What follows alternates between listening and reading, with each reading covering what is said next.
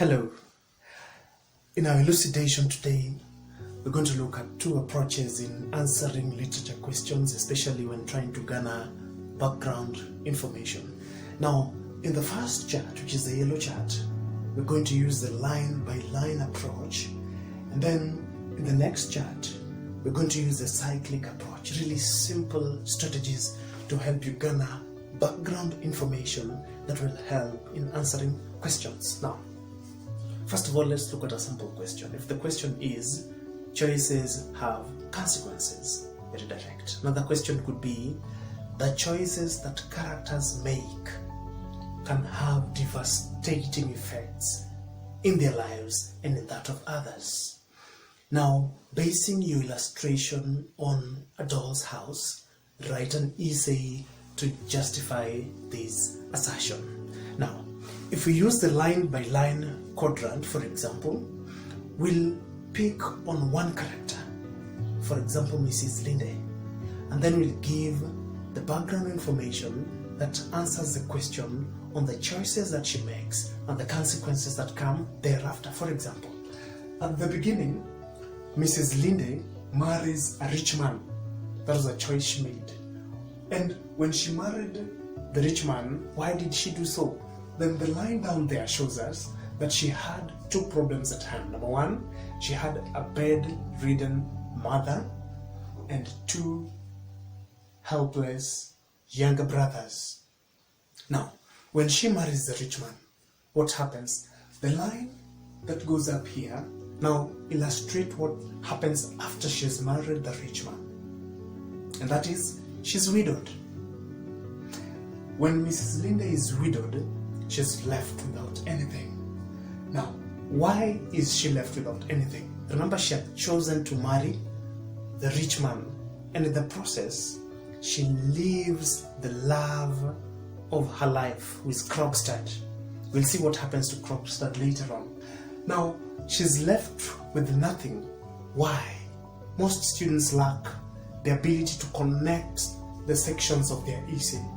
When a student has said that she was left with nothing, the question would be, why was she left with nothing? And the answer is because the husband had a precarious business. Now, this precarious business, as explained in A Doll's House, all went to pieces and nothing was left.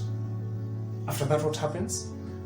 She turns her hand to anything.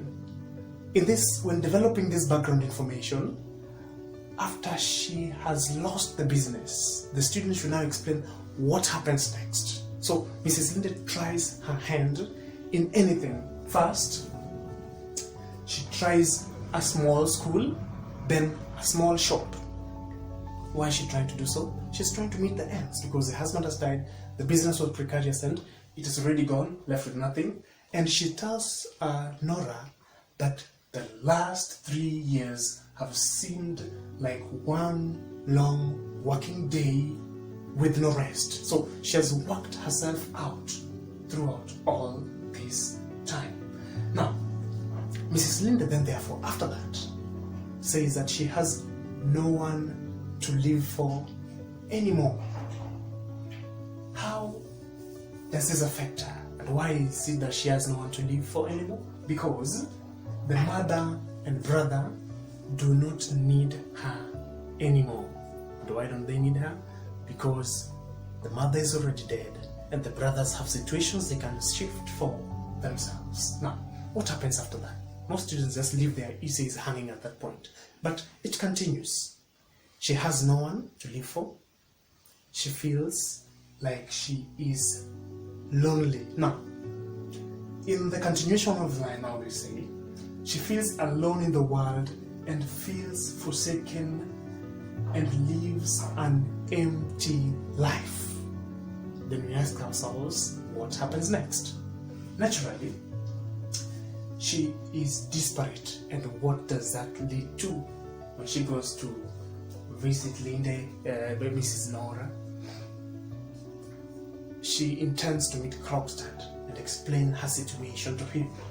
But now, she's a shipwrecked woman clinging to some wreckage, no one to mourn for, no one to care for. She has no choice but to return to Krogstad. Now, she tells Krogstad that two shipwrecked people can join forces. She needs someone and something to work for. And therefore, in this description, what she does, she has faith in Krogstad's real character, and she says she can dare anything together with him. This makes Kcse say, I shall find a way to clear myself in the eyes of the world. So the choices that she makes in the long run helps Kcse to come back and desire to have a relationship with her. That happens in the line diagram. And with all this background information, if a student chooses to answer the question based on Mrs. Linde, all these lines show and lead us to the final conclusion of the point. Now, in our second diagram here, we can use the circles. In the circles, we put the main idea of the question at the center. In this case, the main idea is choices. Now, the first question we ask ourselves, how many people make choices and how do these choices affect them? So, in the first circle, we draw choices, and then in the next circle, because we're looking for 4 strong points, we'll give 4 characters at the edge of every point. So, the first one we have Krogstad, and then we'll have Helma, and then we'll have Dr. Rank's father, and then the last one we'll again look at Helma. But in the first one, we look at Helma when he fires Krogstad. We look at the reasons and the consequences, and then we look at Helma treating Nora as a doll or as a child, and then we look at the consequences then therefore. In this particular approach, it is simple because when the candidate has drawn the circles, now the candidate moves to one character, illustrates what happens with that character's choice, and then we see the consequences as the line progresses. Let's have a look at it.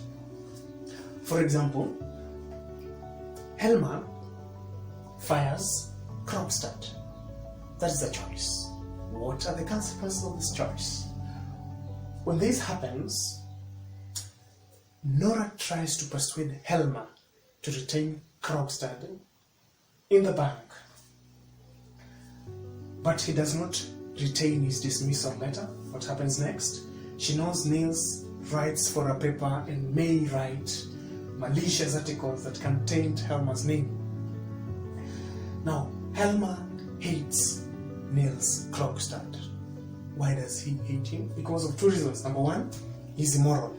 And according to Helma, a moral tainted character can affect the children and therefore impurify the whole home. And 2, because Krogstad can develop a familiar tone.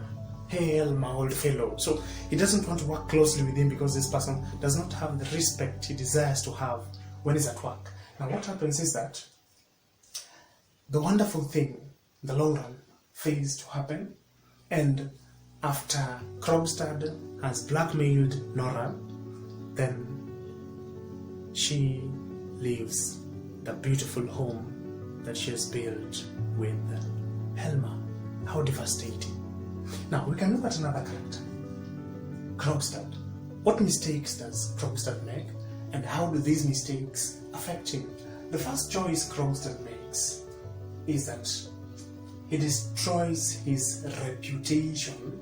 This happens at the bank. He desires later on to rehabilitate himself so as to get on with his life.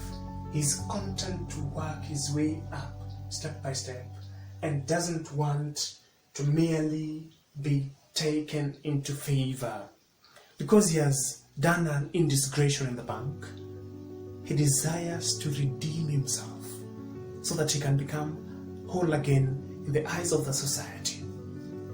Now, he tries to redeem himself in the eyes of the society, but he's forced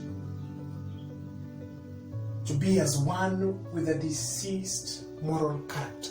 That is how he's seen by Helma and members who know him.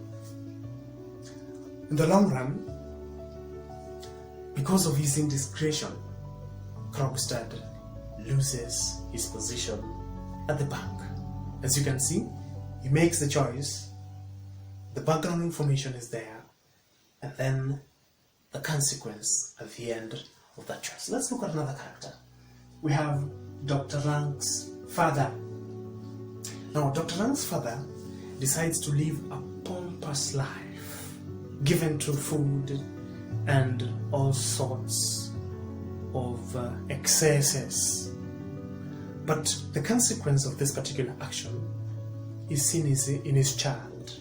Dr. Rank has a disease called consumption of the spine, and his son therefore suffers because his father overindulged in excesses. And therefore, the consequence of Dr. Rank's father is seen in his son, and therefore the son complains to Nora and wonders if there's justice in this world. Now, finally, we can also look at how Helma treats Nora as a child, treats Nora as a doll. The pet names Skylark, Songbird, Little Squirrel, Little Spendthrift, all those names, he treats her like she's somebody who needs to be pampered, taken care of, cannot make her own decision.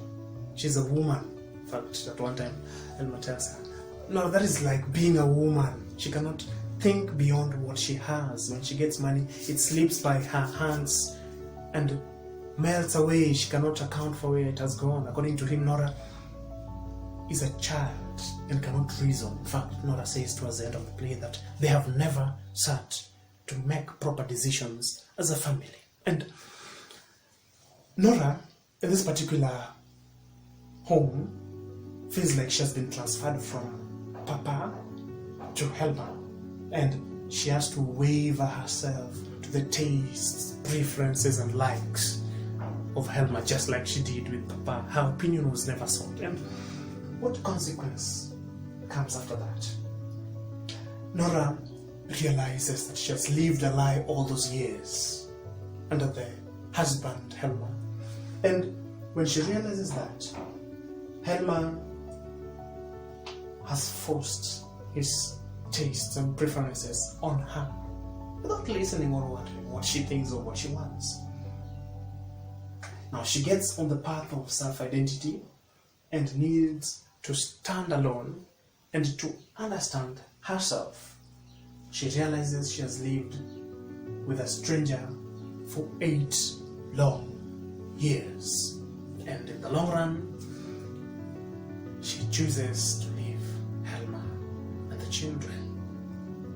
As you can see, developing background information is as simple as A, B, C. However, it requires avid mastery of the text.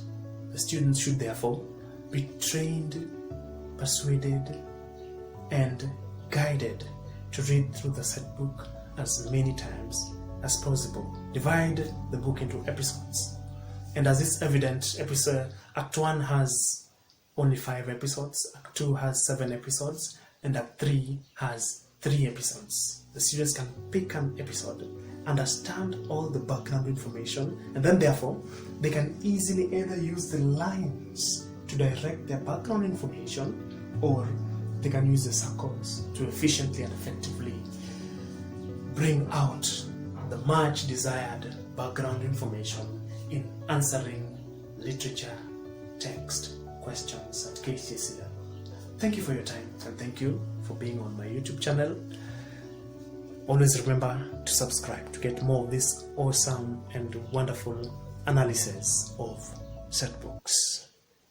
For today, enough said.